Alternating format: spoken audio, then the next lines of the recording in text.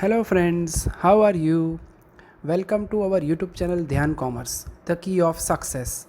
Please like, subscribe, share and press bell icon for notifications. Thank you.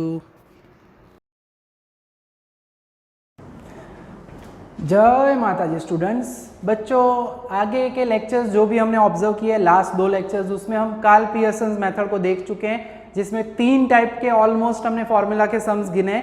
जिसमें पहला x minus x बार Y minus Y बार वाली formula, यानी कि जब x बार Y बार दोनों ही इंटीजर्स हो तब वो फॉर्मूला यूज करते हैं। देन छोटे ऑब्जर्वेशन हो तो n sigma X Y minus sigma X sigma Y वाली सेकेंड फॉर्मूला यूज की। एंड अगर x बार y बार दोनों नॉन इंटीग्रल हो या x bar and y bar में से कोई एक आध नॉन इंटीग्रल वैल्यू हो, बड़े ऑब्जर्वेशंस हो, तो उसे छोटे नंबर्स में या इजियर फॉर्म में कन्वर्ट करने के लिए कार्ल पियर्सन जी ने हमें यूवी वाली फॉर्मूला दी है। तो वो तीन फॉर्मूला से रिलेटेड कार्ल पियर्सन के एग्जाम्पल हम आगे के सेशंस में देख चुके हैं। आज जो हमें देखना है बच्चों, वो है हमारी तीसरी और आखिरी कैलकुलेशन की मेथड, जो कि है स्पीयरमैन्स rank correlation method. Charles Edward Spearman पूरा नाम है मैथमेटिशियन का। तो स्पीयरमैन जी ने हमें जो मेथड दिया उसका नाम रैंक कोरिलेशन मेथड है। क्यों है रैंक कोरिलेशन मेथड? वर्ड आप देख सकते हो, रैंक यूज किया गया है। यहाँ पे जो क्वालिटेटिव जो डेटा होता है, यानी कि एट्रीब्यूट्स होते हैं, उनका हमें यहाँ पे खास स्टडी करना है। वेरिएबल्स के रिलेटेड तो कार्ल पियर्सन में यूज कर सकते हो। ब्यूटी कॉन्टेस्ट होते हैं, उसके अंदर जो जजेस होते हैं वो रैंक्स देते हैं कंटेस्टेंट्स को, जो भी होते हैं पार्टिसिपेंट्स होते हैं उनको। तो उनके रैंक के हिसाब से क्या उन दोनों के जो भी जजमेंट्स है वो सिमिलर है या ऑपोजिट है, तो वो अगर हमें जज करना है तो ये स्पीयरमैन्स रैंक कोरिलेशन मेथड हमें हेल्प करेगी। यानी इस मेथड में रैंक यूज होने वाले हैं ऑब्जर्वेशन की जगह पे। यानी आपको पूछ सकते हैं कि what is Spearman's rank correlation method, या when we use Spearman's rank correlation method. ठीक है, तो for attributes we use Spearman's rank correlation, या फॉर क्वालिटेटिव डेटा। और इसमें होता क्या है, तो we use ranks instead of original observations. जो ऑब्जर्वेशंस दिए जाते हैं उसकी जगह पे हम यूज करते हैं उनके रैंक्स। इस वजह से हम इसका नाम लिखते हैं स्पीयरमैन्स रैंक कोरिलेशन मेथड। बच्चों, अब हम देख लेते हैं स्पीयरमैन्स रैंक कोरिलेशन मेथड। बच्चों, इसमें टोटल हमारे पास दो फॉर्मूलाज है, मगर सबसे पहले तो इस मेथड में है क्या उसको ऑब्जर्व कर लेते हैं। तो मेथड में हम कहते हैं कि there are some situations when we deal with qualitative variables, जिसे हम एट्रीब्यूट्स कहते हैं। For example beauty, honesty, skill, morality, proficiency in elocution, music, dance etcetera. यानी जो भी कैरेक्टरिस्टिक हो, एट्रीब्यूट्स हो, तो वैसे वेरिएबल्स होते हैं, तब जो है हम सीधी कार्ल पियर्सन मेथड यूज नहीं कर पाते।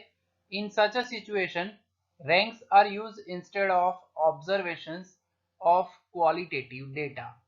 Hence correlation coefficient computed using such ranks of two characteristics, that is qualitative data और हम कह सकते हैं attributes, as suggested by Charles Edward Spearman is known as Spearman's rank correlation method।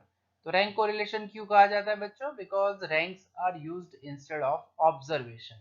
तो जब भी आपको कैरेक्टरिस्टिक दी जाती है या कोई भी टाइप के एट्रीब्यूट्स दिए जाते हैं, तब उसको उससे रिलेटेड हमें कोरिलेशन फाइंड करना हो, तो उसके लिए यूज होती है हमारी स्पीयरमैन्स रैंक कोरिलेशन मेथड।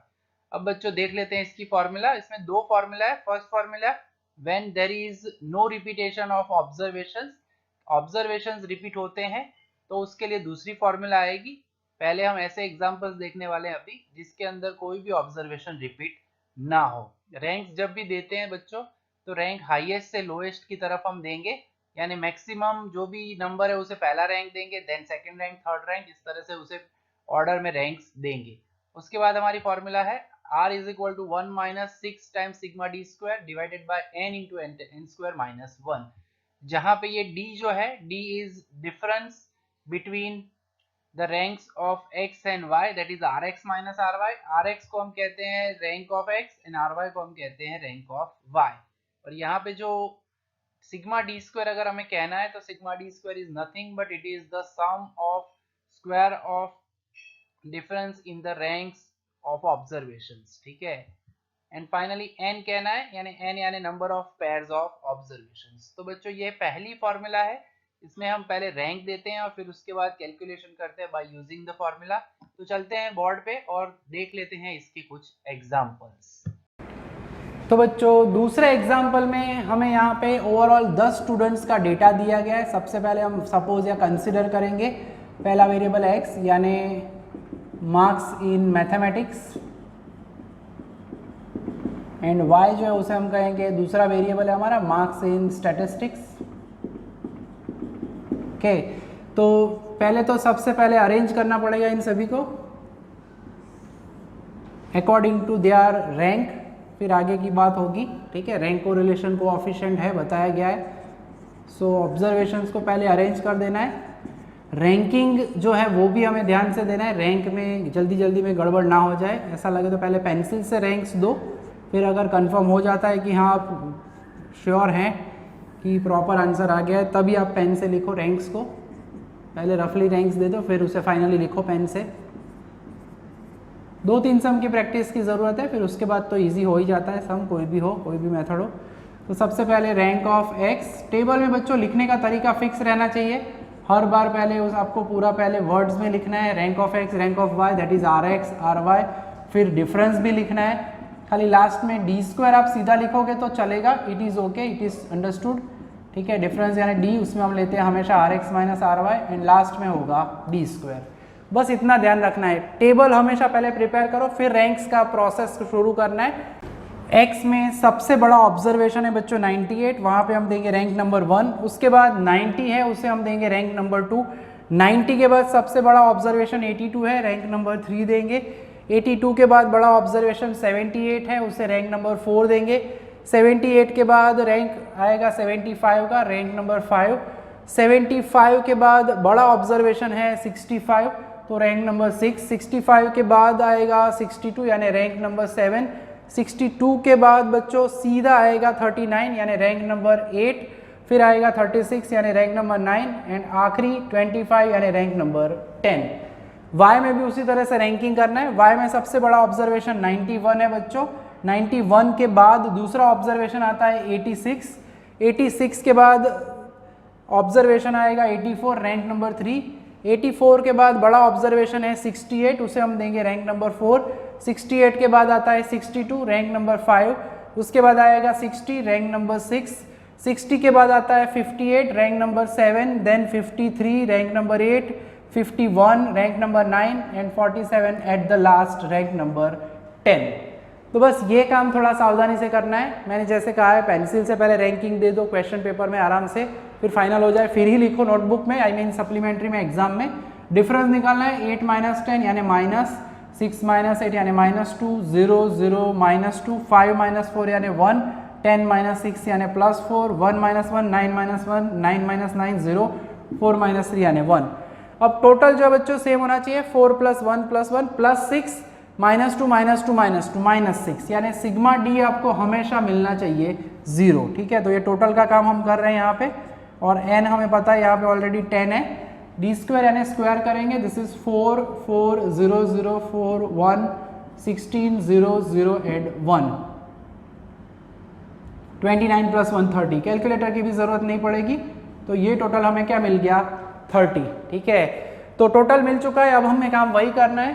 तो सिंपल मेथड है या हमारी ये जो चल रही है वो, तो रैंक कोरिलेशन कोएफिशिएंट जिसे हम R कह रहे हैं यहाँ पे, formula wise R is equal to 1 - 6 sigma D square upon n into n square minus 1। तो 1 - 6 इंटू 30, n यानी 10 इंटू 10 स्क्वायर माइनस 1, सो 180। यहाँ पे होगा 10, 100 - 1 यानी 99, सो 1 - 180 अपॉन 990। कैलकुलेटर में बच्चों 4 डिजिट तक का आंसर हमें लिखना है, तो एरर कम आएगी आपकी। 990 डिवाइड करेंगे तो मिलेगा 0.1818 सिमिलरली है। सो R इज इक्वल टू हम माइनस करेंगे 1 - 0.1818, तो वो हमें मिलेगा 0.8182, जिसे आप 2 डिजिट में लिखना चाहो तो लिख सकते हो 0.82। वैल्यू पॉजिटिव है तो हम कह सकते हैं as usual here R is very close to 1। So there is high degree of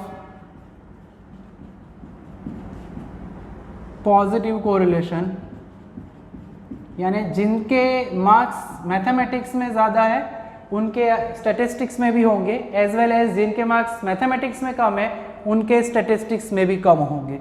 positive correlation between कह सकते हैं हम मार्क्स इन मैथमेटिक्स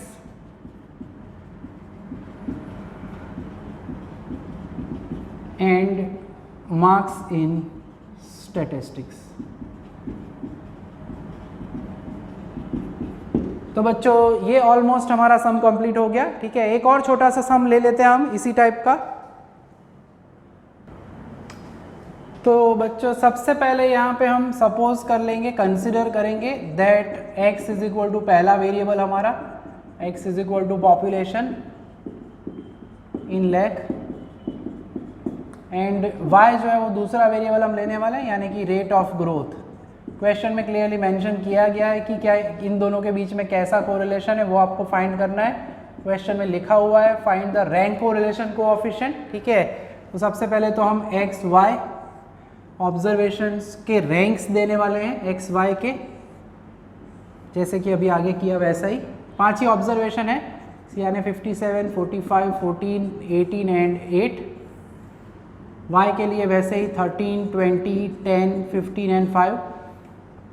एक्सरसाइज 2.3 के एग्जाम्पल्स हम ये देख रहे हैं जो भी है। तो रैंक ऑफ एक्स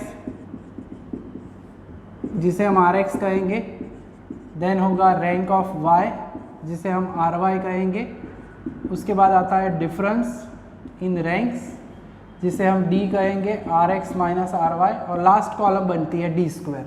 बच्चों पहला सम जो हमने चौथा करवाया था एक्सरसाइज 2.3 का, उसके मुकाबले तो ये कुछ नहीं है, 5 ही ऑब्जर्वेशन है। पहले में सबसे बड़ा ऑब्जर्वेशन, यानी यहाँ पे हम टोटल लिखने वाले नीचे n हमारे पास 5 है, सबसे बड़ा 57 है फर्स्ट रैंक, 45 सेकंड रैंक, 18 होगा थर्ड रैंक, 14 होगा फोर्थ एंड 8 होगा 5। बच्चों का खेल है ये सम। ठीक है, क्योंकि 5 ऑब्जर्वेशन है और आराम से कर सकते हैं रैंकिंग। y के अंदर सबसे बड़ा 20 है, रैंक नंबर 1, 20 के बाद 15, 15 के बाद 13, 13 के बाद 10, 10 के बाद 5। तो रैंक देने में कोई ज़्यादा गड़बड़ या प्रॉब्लम नहीं होता है। छोटा एग्जाम्पल है, एक्सरसाइज 2.3 के पहले ऑलमोस्ट 2 एग्जाम्पल है, उसमें रैंक्स रेडीमेड दिए, यानी आर एक्स आर वाई दिया है, उसमें खाली आपको डी एंड डी स्क्वायर ही ढूंढना है, वो सब मैं आपको होमवर्क में दूंगा। सो दिस इज -2 +1 0 1 एंड 5 -5 यानी 0। सिग्मा डी जैसे हम कह चुके हैं, sum of the difference is always 0, ये हमेशा 0 आना चाहिए, चाहे विदाउट रिपीटेशन ऑब्जर्वेशन हो या विथ रिपीटेशन हो, तो उसमें कोई कष्ट नहीं है। डी स्क्वायर स्क्वायर करते हैं, सो दिस इज 4 1 0 1 एंड 0। तो सिग्मा डी स्क्वायर जो है सिंगल डिजिट मिल रहा है, ओनली मिलेगा हमें 6। फॉर्मूला हमारी रैंक कोरिलेशन कोएफिशिएंट की वही है। सो रैंक कोरिलेशन कोएफिशिएंट यानी R is equal to 1 - 6 sigma D square upon n into N square -1। So 1 - 6 sigma D square का आंसर 6 है, n इज एग्जैक्टली 5, तो 5 रख देंगे, 5 square -1, so 1 - 36, this is 5, 5 square यानी 25 -1 यानी 24, सो दैट इज 120। सो अगर calculator का इस्तेमाल करते हैं, ज़रूरत पड़ेगी वैसे, 36 अपॉन 120 तो वो मिलेगा 0.3। तो आंसर यहाँ पे हमें एग्जैक्ट मिल रहा है 0.7। ठीक है, तो हम यहाँ पे कहेंगे कि here R is close to 1। So again वैसा ही काम जो आगे किया है वैसा ही, there is high degree of positive correlation. 0.5 के नज़दीक हो तो बच्चा वो हम लिखने वाले हैं मॉडरेट, वो फ्यूचर में एक आध सम आएगा तो मैं बताऊंगा। यहाँ पे 1 से नज़दीक है, ज़्यादा ऐसा कह सकते हैं। High degree of positive correlation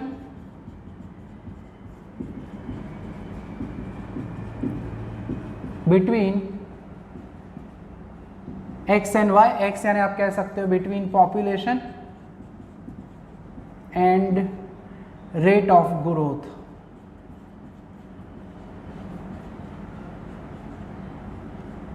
तो बच्चों आज का ये छोटा सा सेशन है, क्योंकि अभी जो रिपीटेशन वाले एग्जाम्पल्स है वो मैं नेक्स्ट सेशन में लेने वाला हूँ, ताकि दोनों चीज़ें मिक्स ना हो जाए।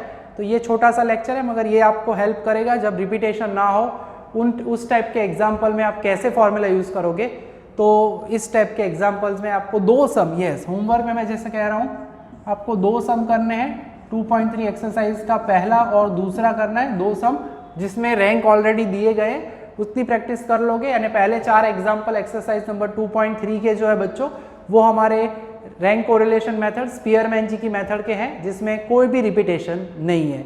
बाकी जब ऑब्जर्वेशन रिपीट होते हैं तो कौन सी फॉर्मूला यूज़ करनी है वो हम देखेंगे नेक्स्ट लेक्चर में बच्चों, ठीक है। तो यहाँ तक का काम रखेंगे आज के सेशन में। Jai Mata ji, thank you and take care.